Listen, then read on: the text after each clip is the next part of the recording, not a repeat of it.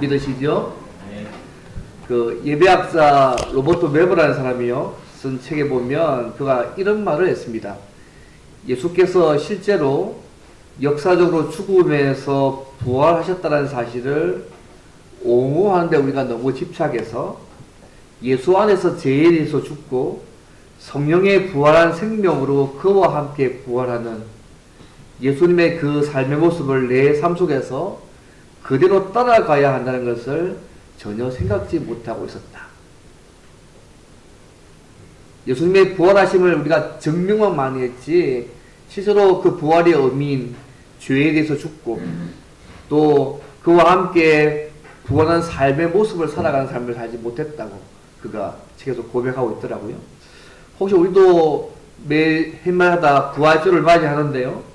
부활의 사실을 너무너무도 철저하게 너무도 잘 알고 옹호하고 있어서 정작 부활의 신앙과 삶과 그 능력을 우리의 삶 가운데 잃어버리고 살아가고 있는 것은 아닌지 한번 생각해 볼 필요가 있다고 생각합니다.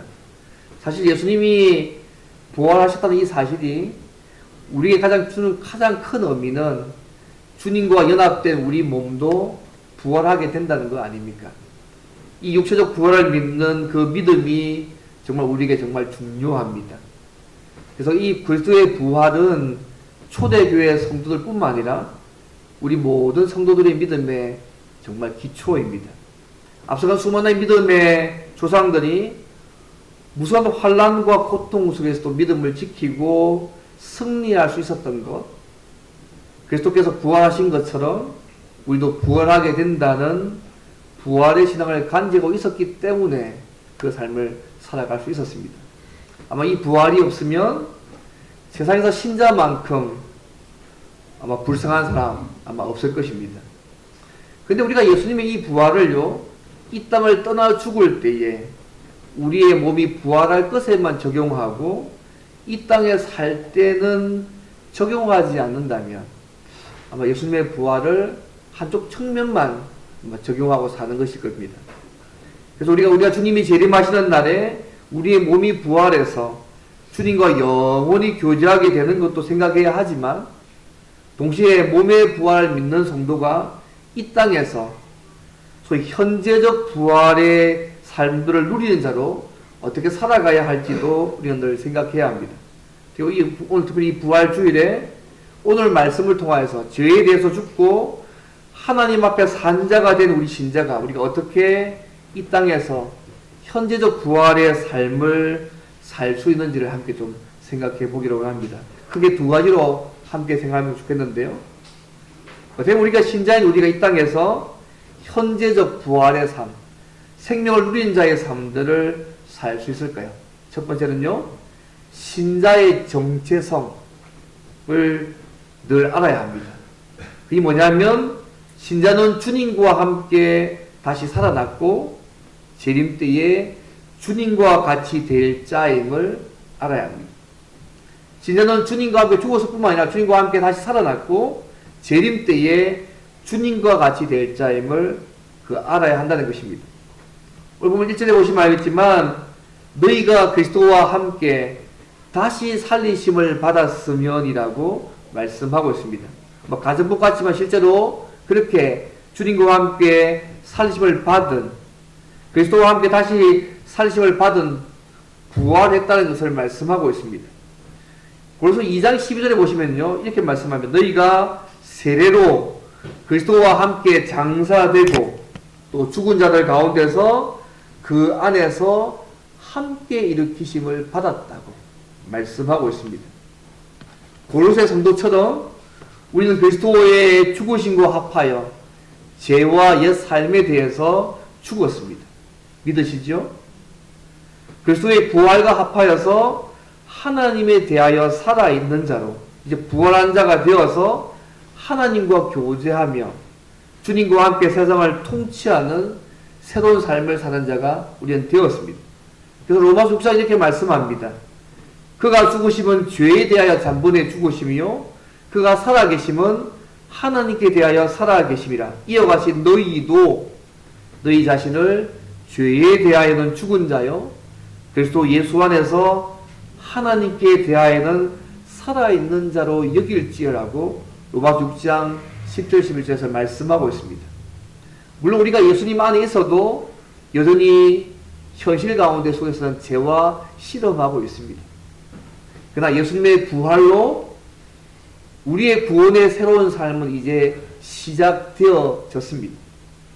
근데 이 부활하신 주님이 오늘 본문에 보시면 어디에 계신다고 말씀합니까? 1절만 보면 그리스도께서 하나님 우편에 앉아 계신다고 말씀하고 계십니다. 우리의 죄를 대신 지신 예수님이 부활 승천하셔서 지금 하나님 우편에 앉아 계십니다.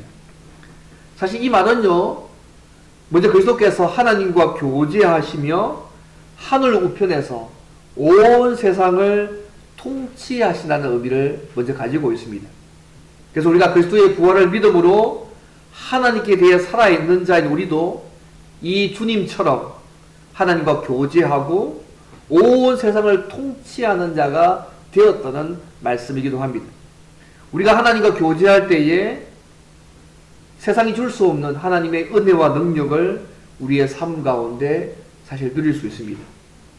그리스도의 부활로 주신 이 은혜가 사실은 신자에게는 얼마나 큰 축복인지 모르겠습니다. 근데 오늘 본문에 말씀 보시면요, 예수님이 하나님의 우편에 앉아있다는 이 말씀은 그 의미도 있지만 또 다른 의미를 함께 가지고 있습니다.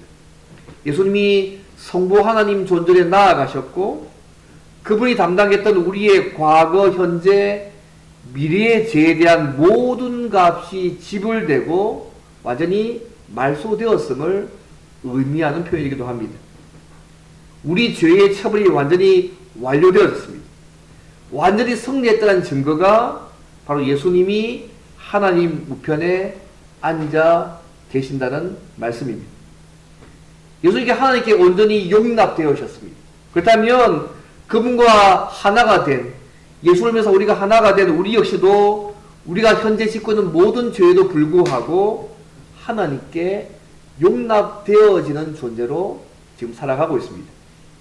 예수님이 단번에 십자가에서 희생을 치르셨고 최후 승리자가 되어져서 부활하셨고 이제는 하나님과 함께 앉아 계십니다. 하나님 우편에. 어쩌면 쉬고 계시다는 표현이 될지 모르겠는데요. 물론 쉬지 않는다는 말이지만 좀 더 이해할 필요가 있습니다. 히브리서 기자가요, 주님이 앉아 계시다는 것이 얼마나 중요한지를 히브리 10장에서 이렇게 표현합니다. 히브리 10장 11절 12절 보시면 이렇게 얘기합니다. 제사장마다 매일 서서 섬기며 자주 같은 제사를 드리되 이 제사는 언제나 죄를 없게 하지 못하거니와 오직 그리스도는 죄를 위하여 한 영원한 제사를 드리시고 하나님 우편에 앉으사라고 기록하고 있습니다. 인간 제사장이 매일 서서 섬기고 제사하셨지만 죄를 완전히 없애지 못했는데 예수님께서 죄를 위해서 한 번 딱 영원한 제사를 드시면서 하나님 우편에 앉으셨다고, 서서와 앉아서를 딱 대조해서 히브리서가 구별하고 있습니다. 여러분 구약성경 보시면 알겠면요, 성전에 비추된 기구들의 목록이 나오잖아요. 뭐 7가지로 된 촛대와 제단이 있고 진설병이 있고 언약궤가 있고 그 안에 내용물인 만나와 메추라기, 그죠? 아주 상당 지팡이, 성전의 규모, 벽에 사용된 재료, 뭐 제사장 예물의 장식 같은 것들을 세부상을 다 구약성 보시면 다 나와 있습니다. 레위기, 신명기부터 잘 나와 있지 않습니까? 그런데요, 단 한 번도 언급되지 않은 물건이 하나 나옵니다. 바로 의자입니다. 왜요? 제사장마다 매일 서서 섬기며 같은 제사를 드렸기 때문입니다. 백성을 위해서 희생제사를 드리는 일이 결코 끝이 없었기 때문에 그들은 앉아서 제사를 드릴 수가 없었습니다. 그러나 예수님께서 골고다 언덕에서 십자가에서 세상 죄를 위해서 희생제물이 되셨습니다. 그 순간 우리가 알다시피 하나님과 인간 사이에 단절되었던 그 성전휘장 찢어졌지 않습니까? 희생제물을 불태운 제단의 불도 꺼졌습니다. 그리고 우리의 위대한 대제사신 예수님이 마침내 하나님 우편에 앉으셨습니다. 예수님이 하나님의 우편에 앉으셨다는 것은 어떤 의미에서 예수님을 믿는 사람은 이제 하나님께 용납받기 위해서 더 이상 제사를 드릴 필요가 없다는 말씀이기도 합니다. 하나님이 우리를 예수 안에서 완전히 용납하셨기 때문에 사도 바울이요, 우리가 여전히 이 땅에 살고 있지만 성도들의 부활을 과거형으로 그 안에서 함께 일으키심을 받았다고 과거로 말씀하고 있는 것입니다. 우리가 예수님을 믿은 그 덕분에 하나님과 함께 이미 하늘나라에 우리는 앉아 있습니다. 여러분 믿으십니까? 예수님 2장 6절에 표현하고 있지 않습니까? 하늘에 앉히시냐고 표현하고 있지 않습니까? 이제 과거의 죄가 우리를 짓누르지도 못하고 현재의 죄는 우리를 멸망시키지도 못하고 우리가 앞으로 시키는 미래의 죄도 우리를 주님과 떼어놓지 못합니다. 여러분 믿으시죠? 십자가에서 우리의 과거, 현재, 미래의 모든 죄의 죄가 다 용서받은 거 아닙니까? 그럼 그렇게 말씀하시지 않습니까? 여전히 우리가 이 땅에 살고 있어도 우리 이미 부활해서 그리스도와 함께 하나님 우편에 앉아 계십니다. 예배 6장 2장 6절의 말씀이지 않습니까? 예수 안에서 함께 하늘에 앉히시니라. 앉아있다고 말씀하고 있지 않습니까? 그래서 그리스도와 함께 앉아있는 우리를 향해서 3절에서 이렇게 말씀합니다. 이는 너희가 죽었다. 너희 예수 믿기 전에 과거의 삶과는 이제 끝이 났다고, 결별됐다고 말씀하고 있습니다. 우리가 주님과 연합해서 새 삶을 살고 있다면 우리의 과거의 삶은 없어진 것입니다. 그래서 사도 바울이 고린도후서 5장에 10절에 이렇게 말씀하잖아요. 우리가 새로운 피조물이라고, 그리스도 안에서 이전 것은 다 지나갔다고 그렇게 고백하지 않습니다. 갈라디아서 2장 20절에 이렇게 말씀합니다. 우리가 그리스도와 함께 십자가에 못 박혔다고 말씀합니다. 이제 그분의 정체성이 우리의 정체성이 되고 우리의 과거의 정체성, 죄로 인해서 하나님과 굴리는 우리 죄인된 그 정체성은 죽었습니다.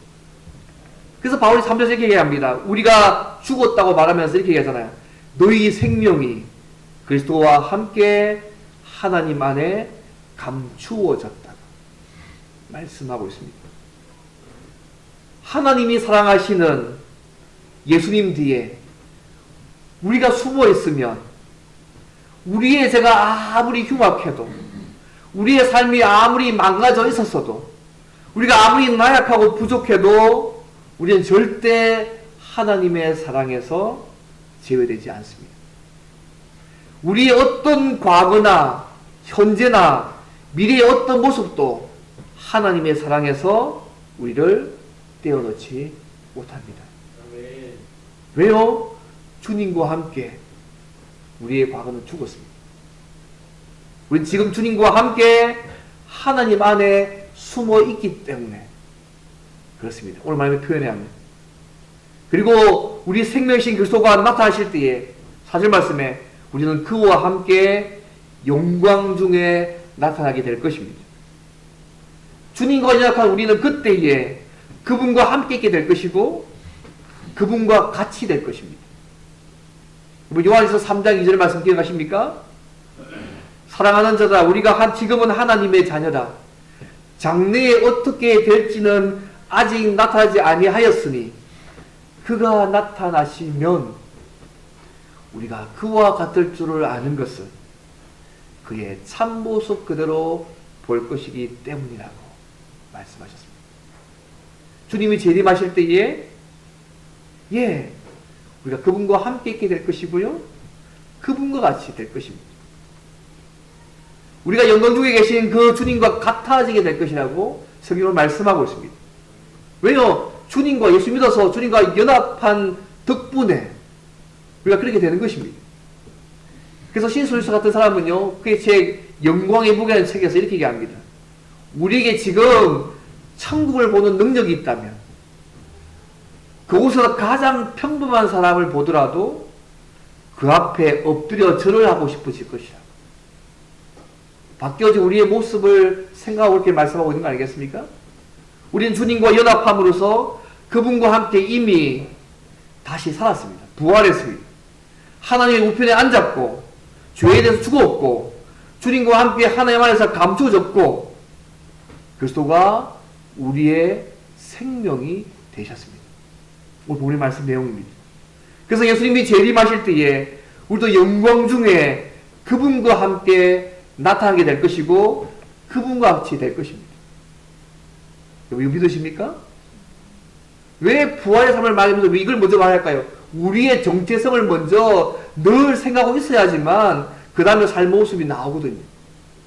우리가 주님과 함께 다시 살아났고 주님이 재림 때에 그분과 함께 될 것이라는 우리의 정체성을 분명히 알고 있어야 됩니다. 그냥 세상 사람들처럼 그냥 살아가는 이 세상이 아닙니다, 여러분. 우리가 예수 믿게 하셨을 때 하나님은 우리를 향하신 하나님의 놀라운 일들을 지금부터 계속해서 주님 나라까지 계속 이루어 가시는 분이시고요. 주님 될 때까지 우리의 삶의 계획들을 가지고 계신 분이십니다.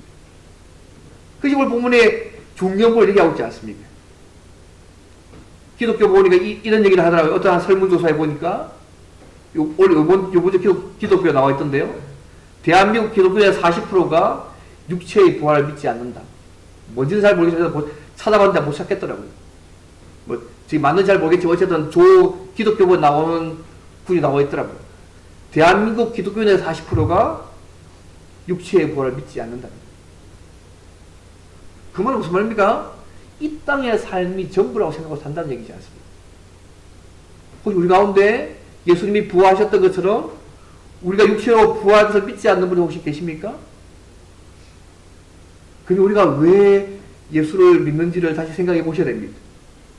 사도 바울은 부활이 없으면 우리 믿음도 헛것이고 신자의 우리가 이 세상에서 가장 불쌍한 사람이 된다고 고린도전서에서 15절에 말씀하고 있지 않습니까? 이 말은 다른 말로 하면 매일매일 현재적 부활의 삶을 살고 있지 않다는 말과 똑같은 말입니다. 그래서 빌리그냐 목사 이렇게 얘기했잖아요. 내가 만약 적그리스도였다면 나는 부활을 집중적으로 공격할 것이다. 왜냐하면 기독교의 핵심이 부활이기 때문에 그것만 직접 공격하게 되면 사람들이 그 능력을 누리지 못하게 될 것이다. 마태복음서 얘기했지 않습니까? 십자가와 부활 없는 기독교는 아무것도 아니다. 그렇지 않습니까? 십자가와 부활이 없으면 기독교는 시체입니다. 여러분. 아무것도 아닙니다. 그런데 이 근본적인 부분들을 우리의 삶 가운데 믿음으로 고백하지 못하고 있으면 정말 위험한 일인 것이죠. 우리의 삶을 논하기 전에 우리가 주님과 함께 죽었고 다시 살아났고 주님이 재림 때에 그분과 함께 될 것이라는 우리의 분명한 정체성들을 분명히 알고 있어야 됩니다. 사랑하는 성도 여러분, 예수님의 죽으심과 부활을 혹시 없겠지만 믿지 못하시는 분이 있다면 하나님의 은혜를 구하십시오. 이것이 믿어지도록 은혜를 구하시기 바랍니다. 우리가 주님과 함께 죽고 다시 살아난 자이고 주님이 재림하실 때에 주님과 같이 될 자임을 믿으시기를 바랍니다. 그래서 날마다 이 소망을 가지며 이 땅을 살아가시길 바랍니다. 그래서 예수님을 믿기 전 우리는 주님과 함께 십자가에 죽었다는 것을 인정하시기를 바랍니다. 우리의 죄가 아무리 흉악해도 우리의 삶이 아무리 망가져서도 우리는 하나님의 사랑에서 예수 안에 있으면 제외되지 않습니다. 우리의 어떤 과거나 현재 어떤 모습이나 미래의 어떤 모습이라도 우리를 하나님의 사랑에서 떼어 놓을 수 있는 거 없다는 사실을 믿으시고 로마서 8장 이렇게 말씀하고 있지 않습니까? 주님만을 굳게 붙들며 믿음으로 살아가는 저 여러분 되기를 바랍니다. 이게 첫 번째입니다. 그럼 마지막 두 번째로 신자가 주님과 함께 다시 살아났고 장차 주님이 재림하실 때에 주님과 같이 될 자라면 이 땅에서 어떻게 살아가야 할까요? 두 번째 모습입니다. 현재적 부활의 삶으로 땅의 것을 죽이고 위의 것을 찾는 삶을 살아야 합니다. 내가 부활한 자의 삶의 현재 부활의 삶의 모습으로 땅의 것을 죽이고 위의 것을 찾는 삶을 살아가야 합니다. 이것이 예수님의 신자의 정체성을 아는 주님과 함께 부활한 자의 진짜 삶의 현재 부활의 삶의 모습입니다. 1절에 이렇게 말씀하잖아요. 그러므로 너희가 그리스도와 함께 다시 살리심을 받았으면 위의 것을 찾으라. 2절에서는 위의 것을 생각하고 땅의 것을 생각하지 말라. 한마디로 위의 것을 찾는 삶을 살라고 말씀하십니다. 여러분, 위의 것을 찾는 삶이 구체적으로 뭘까요? 오늘 보면 제가 이걸 짧게만 읽었는데요. 먼저 위의 것을 찾는 삶은요, 먼저 땅에 있는 것들을 버리고 죽이는 삶으로 나타나야 합니다. 이번 땅에 있는 지체의 삶이 뭐겠습니까? 5절 보십시오. 6절 보시면, 그러므로 땅에 있는 지체를 죽이라. 곧 음란과 부정과 사욕과 악한 정욕과 탐심이니. 탐심은 우상 숭배니라고 먼저 말씀하고 있습니다. 이것들로 말미암아 하나님의 진노가 임하는 삶이라고 말씀하고 있습니다. 적어도 위의 것을 찾는 신자들은, 주님과 함께 다시 살아난 신자들은 땅에 있는 지체의 삶인 음란, 부정, 그 다음 사욕, 악한 정욕, 탐심을 버리고 죽여야 합니다. 너무 과격하죠? 죽여야 한다. 왜냐하면 우리가 주님과 함께 부활해서 하나님의 새로운 피조물과 당신의 백성이 되었고, 이 삶이 주님과 함께 부활한 신자의 현재적인 삶의 모습이기 때문에 그렇습니다. 여러분, 바울이 여러 가지 제약들을 근거하는데요. 먼저 성적인 죄를 먼저 죽이라고 먼저 언급합니다. 그리고 그 뒤에 우리 마음속에 들어올 수 있는 다른 죄들의 목록을 말합니다. 첫 번째가 음란이지 않습니까? 굳이 설명하지 않아도 알 거 아닙니까? 그죠? 음란함이 우리 마음속에 정욕을 심어놓습니다. 그 정욕에서부터 죄에 대한 실제적인 욕구들이 막 자라나기 시작합니다. 부정과 방탕사부터 시작해서 사욕이 생기기 시작합니다. 이 사욕이 탐심으로 이어집니다. 하나님이 우리에게 허락하지 않는 것을 갖고 싶은 거 다 탐심이지 않습니까? 하나님이 허락하지 않는 거 내가 갖고 싶은 건 다 탐심이죠. 그죠? 근데 그것이요, 우상숭배이기도 합니다. 왜요? 하나님보다 그것을 더 우선시하기 때문에 그렇습니다. 성적인 죄, 탐심, 우상숭배가 연결되어 있습니다. 바로 이것들로 말미암아 하나님의 진노가 임한다고 6절에서 말씀하고 있습니다. 물론 우리가 예수 그리스도를 믿고 십자가 부활의 사건을 믿었으면 우리의 과거, 현재, 미래가 다 용서받죠. 그래서 하나님의 궁극적인 진노에서는 우리가 그죠? 보호하시는 하나님의 은혜를 입지만 이런 죄가요, 하나님과의 관계와 예수 안에서 우리에게 주시는 복을 누리지 못하도록 우리의 삶을 파괴합니다. 부정적인 영향을 줍니다. 지옥 가는 문제는 아니겠지만 이 삶이요, 현재 예수 안에 주셨던 하나님의 관계도, 예수 안에 주어지는 그 복의 삶들을 우리가 누리지 못하도록 방해한다는 것입니다. 예수를 믿는데 예수 믿지 않는 삶처럼 살게 만들어가는 것이죠.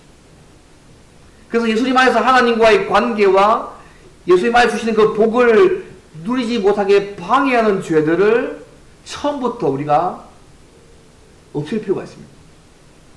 생각과 말에 더러운 것을 허용할 때에 음란이 자리를 잡습니다. 그렇지 않나요? 하나님보다 다른 것을 더 우선시할 때에 우상숭배에 빠집니다. 그래서 우리가 죄의 위험성을 무시하거나 죄의 꼬리를 잡고 장난치거나 하면 사탄에게 덜미를 잡힌다는 사실들을 잊지 않으셔야 됩니다. 십자가 사건 때는 우리가 과거, 현재, 미래가 다 용서함 받았지만 여전히 죄의 영향력들이, 사탄이 그것을 가지고 우리가 그 삶을 누리지 못하게 계속 방해하고 있음을 잊지 않으시면 좋겠습니다. 바울이 더 나아가서 말씀합니다. 땅에 속한 것이 뭐냐?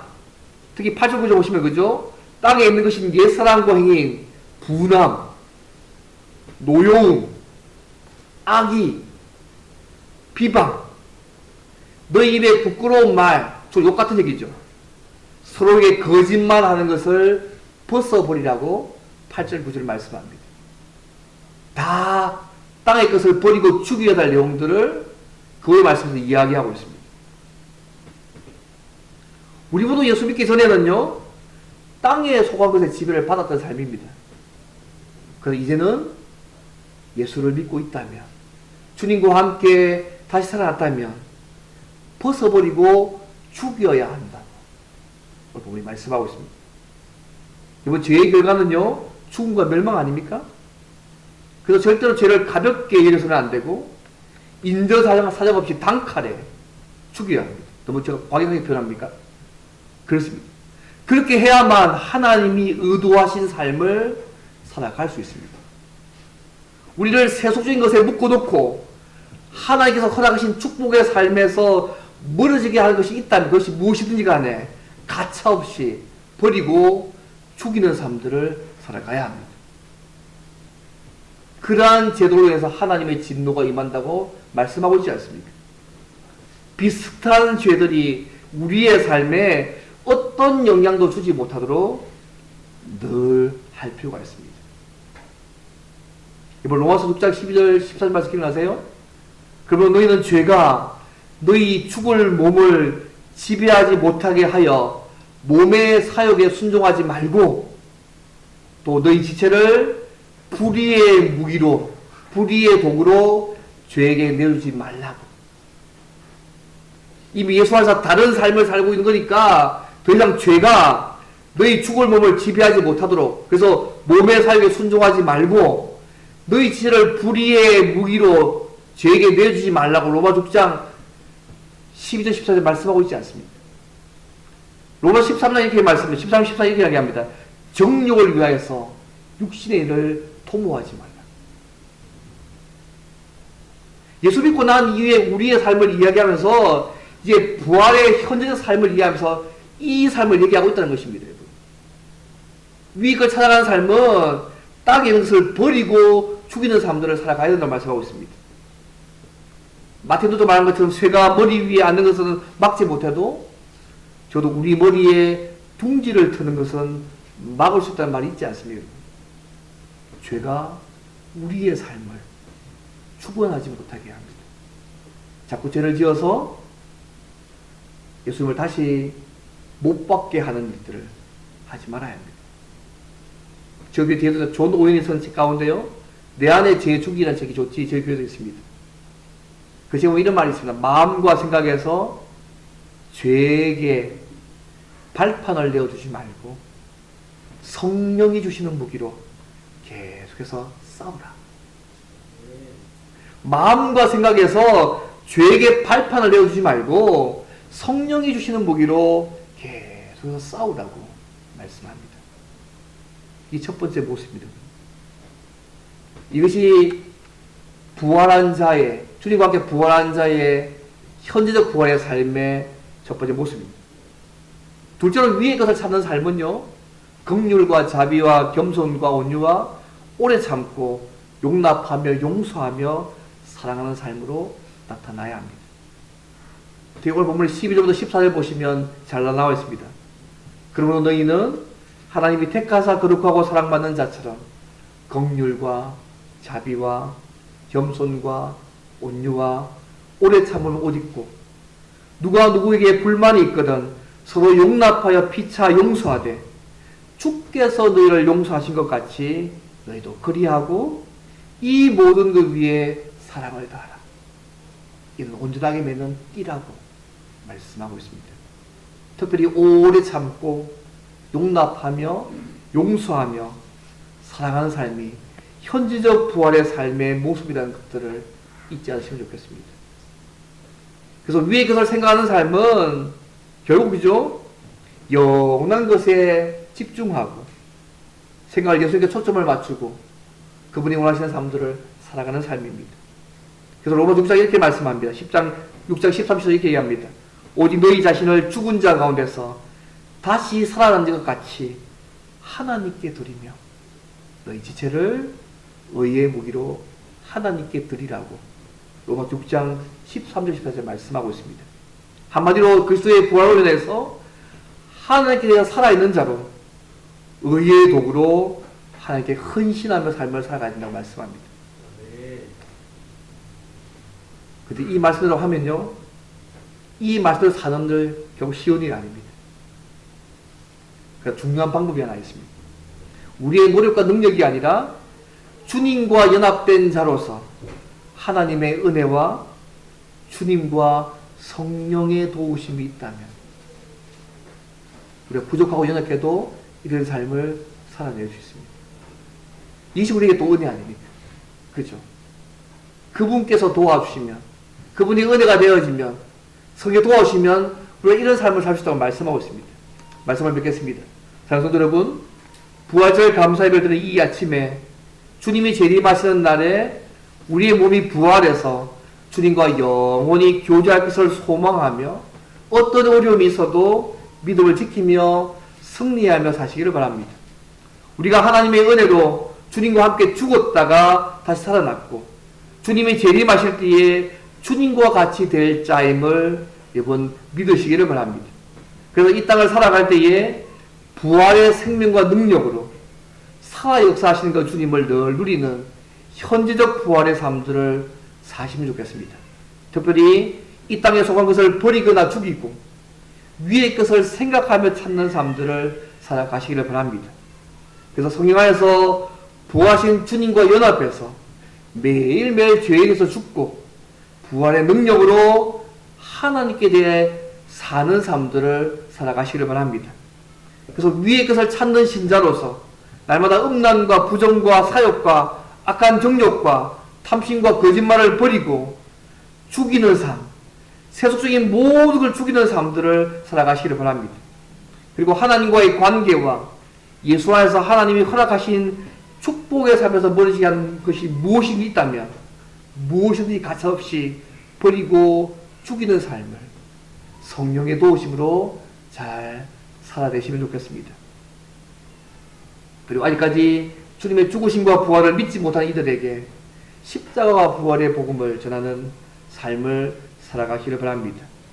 그리고 긍휼과 자비와 겸손과 온유와 오래 참음과 서로 용납하여 용서하며 사랑하는 삶을 살아가셔서 하나님께 대해 살아있는 의의 도구로 날마다 하나님께 헌신하며 살아가는 저와 여러분 되시기를 주 이름으로 바랍니다.